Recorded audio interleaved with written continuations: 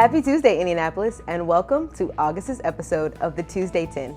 I'm your host, Avni Hart, the Chief Communications Officer of the Department of Metropolitan Development, and I am so excited to share 10 things that are going on in the great city of Indianapolis. To kick things off, let's turn to this month's Neighborhood Spotlight. Heron Morton Place. Located on the near north side, Heron Morton Place was the birthplace of the Heron Art Institute, now known as the IUI Heron School of Art and Design, and it was the birthplace of the Booth Tarkington Civic Theater as well. Both of these places helped to establish this area as the city's center for visual and performing arts. But Heron Morton Place's historical legacy goes well beyond the arts. The neighborhood also has deep roots in LGBTQ+ history, serving as a key location in Indy's queer nightlight scene with venues like Club Betty K in the 1960s, the 21 Club in the 1980s, and Talbot Street Nightclub in the 2000s. Today, groups like the Heron Morton Place Foundation work to preserve all of this history and revitalize the neighborhood's economy. You can support the foundation by checking out their tricycle race, known as the HMP 500, in the spring, and their Oktoberfest in the fall. Heron Morton Place is also home to Indiana's oldest juried art fair, the Talbot Street Art Fair, which got its start in 1956 and is still going strong every single summer. With all of this to discover and more, Heron Morton Place is definitely worth a visit the next time that you're on the near north side of Indianapolis.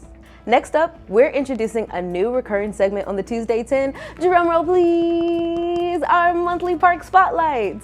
This month, we are kicking things off with a small but meaningful greenscape on our city's northeast side, John Ed Park. Located just off Roosevelt Avenue, this park holds deep local significance as it is named after a former resident of the area. John Ed Washington grew up in Indianapolis and attended Arsenal Tech High School in the 1970s. While at Tech, he co-captained the basketball team, and his great talent for the game earned him many honors, as well as a chance to play for the Indianapolis City Championship basketball team in 1974. Just 3 years later, in 1977, while traveling for the University of Evansville's basketball program, John Ed tragically died in a plane crash. His local Indy Park, only a 6-minute drive from where he attended high school, was renamed to honor his memory. Today, John Ed Park includes a basketball court to reflect its namesake's legacy, and just this past summer, that court was renovated and an entirely new playground was completed. These exciting upgrades came as a result of the city's recent investment in our parks, which has amounted to over $140 million in local, federal, and philanthropic funding. This historic level of investment has led to improvements in nearly a third of our city's 218 parks, including John Ed, so be sure to check that out and all the new amenities coming soon. Now, an important city update for you all. This month, Mayor Joe Hogsett is set to introduce his proposed 2026 budget to the City County Council. This budget includes important investments in our city's safety and quality of life. After the budget is introduced to the City County Council, city and county departments and agencies will present their individual budgets to the council's numerous committees. These committee meetings also provide opportunity for public comments. This is your time to share any thoughts and feedback with the council. In addition, there will be a public hearing at the full council meeting on September 22nd at 7 p.m. Following this period of review and public input, the council is set to take a final vote on the 2026 budget in October. All of these meetings will be held on the second floor of the City County building and live streamed for public access. You can access the full budget presentation schedule on indy.gov by searching City County Council. And speaking of public safety, we have another important announcement to share, this one from our city's first responders. Last month, Indianapolis Emergency Medical Services and the Metropolitan Emergency Services Agency announced their partnership with Crosswalk Health. Together, they have created a new program known as Crosswalk to Care that brings licensed nurses into the fold of emergency response. These nurses take 911 calls using their professional backgrounds in healthcare to make informed decisions about the type of care a caller needs. They can respond to less urgent situations by directing a caller to more appropriate care settings, such as community clinics, urgent care centers, behavioral health providers, and so on. Crosswalk to Care nurses can even connect callers to social services that will address the root causes of the problem they are experiencing, leading to long-term solutions rather than short-term reprieves. This means more individualized care for everyone who calls 911 in Indianapolis, and it comes as no downgrade to our current emergency response system. All in all, the new Crosswalk to Care program represents a win for both the city and its residents. Next on the docket, we want to share an opportunity from Indy DPW, my alma mater. Tactical urbanism and art in the right-of-way applications are now open. If you have an infrastructure concern in your community, or if you have ideas for beautification efforts in your neighborhood, your local community organization can apply to these programs for the city's assistance in turning your vision into a reality. These two community-powered infrastructure programs offer a 50-50 cost share model to help neighborhood organizations fund their improvements.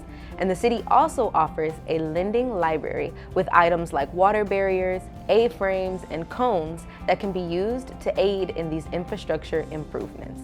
These projects are great ways for neighborhoods to test low-cost infrastructure ideas that could potentially be turned into permanent installations in the future. The application deadline for both tactical urbanism and art in the right-of-way is August 30th, so don't wait to apply. You can find more information on the programs by searching Community-Powered Infrastructure on indy.gov. Next up, we are shining a light on Food in Transit, a program created by the partnership between the city's Office of Public Health and Safety and IndyGo.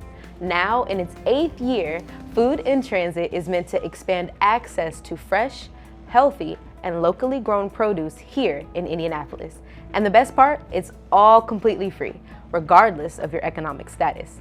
From now until September 30th, you can find Food in Transit at the Julia M. Carson Transit Center on the 2nd and 4th Tuesday of every month at 4 p.m.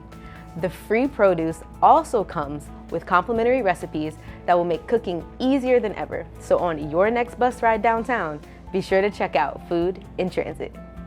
Next up, we are covering the start of the 2025-2026 school year. Students across Indianapolis are returning to school, with start dates ranging from July 24th to August 6th. And as we transition into the school year, we have a message for all Indy residents. Be mindful of school hours when driving. Keep on the lookout for school bus pickups and drop-offs, school zones, and young people walking home after school. Together, with a little extra caution and vigilance, we can keep our Indy youth safe. It's that time of year again, Indy. The 168th Indiana State Fair is happening right now at the Indiana State Fairgrounds. And with this year's soundtrack of summer theme, there is so much to see and do. For example, free with fair admission is a lineup of renowned acts that will perform at the Hoosier Lottery Free Stage. That includes Kenny Babyface Edmonds, Three Dog Night, Melissa Etheridge, Bill Murray and his Blood Brothers, and even a Disney Channel throwback night. Of course, fairgoers can also expect the usual eclectic food selection. New this year is the Bacon Honey Bun Burger, Butterfinger Funnel Cake, Jalapeno Popper Pizza, Pickle Fried Oreos, and so much more. All in all, there's something for Hoosiers of all ages at the Indiana State Fair this year. So be sure to check it out before its last day on Sunday, August 17th. And you can go to indianastatefair.com to purchase your tickets and find more information. And there's a whole lot more in store for August here in Indianapolis. In addition to the State Fair, we also have a full calendar of festivals ahead of us. First is the Indy Fringe Festival, a 10-day-long theater extravaganza happening from Thursday, August 14th to Sunday, August 24th. And this year, they are celebrating 20 years of innovative, unforgettable performances in Indianapolis. Also going on that week is the Indianapolis Black Documentary Film Festival. From Friday, August 15th to Sunday, August 17th, join IBDFF for film screenings featuring the full breadth of Black life. The event takes place across two venues, the Indianapolis Arts Center, and the Can Cinema and Restaurant.